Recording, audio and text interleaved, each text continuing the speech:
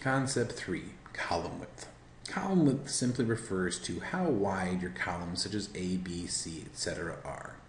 And there are a couple of ways that we can change these. We can click in here, and you'll see that our cursor changes as we go in between A and B.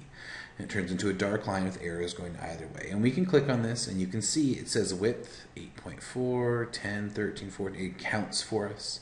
And we can measure it out, and the book tells us to go to 24.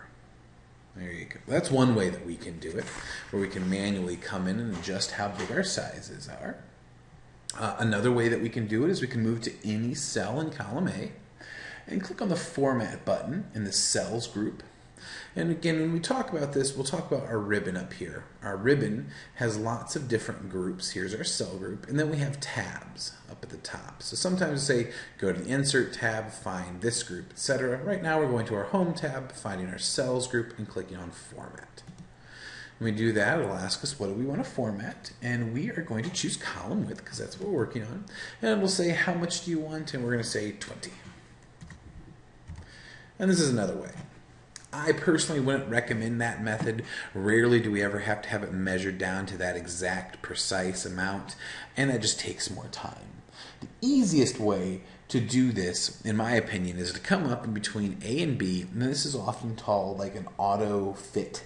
And it's on your book on 1.22, and all it's saying is to click on in between A and B, double click, and it will automatically recognize the longest word in column A, which is food and beverage, and then add one additional space, and then it'll make your line there. So that's how I usually auto fit and usually make my column widths. But those are 3 different methods in which you can do more or less the same thing. Once you've done that, you need to go ahead and save, and your save icon is up here. We can click on that. And it's going to say, where do you want to save? And I always recommend making a folder on your desktop for these types of things. That way they don't get lost. And I wouldn't recommend when we open up data files to save in the data files either. Always have a new place. So I'm going to call this one Cafe Forecast. And I'm going to click on Save.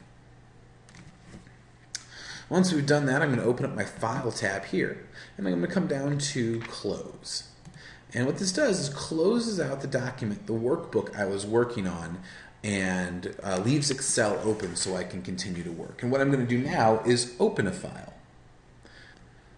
Now we can open up a file. And these will be found in your data files. So I'm going to go up to File and go to Open. And you should have these data files somewhere. I keep them saved on a folder on my desktop. These are the ones that you should have downloaded. And I'm going to scroll down and find Excel files. And you'll see EX Lab 1 student files. This is what you should find. I'm going to open that up. And I'm going to open up Cafe Forecast. I'll click on Open. And here we go. Now we'll have a document to work with. And typically this is how this program works. We'll work on it a little bit, and then we'll save what we worked on, and then we'll open up another document that has been furthered, and we will edit from there.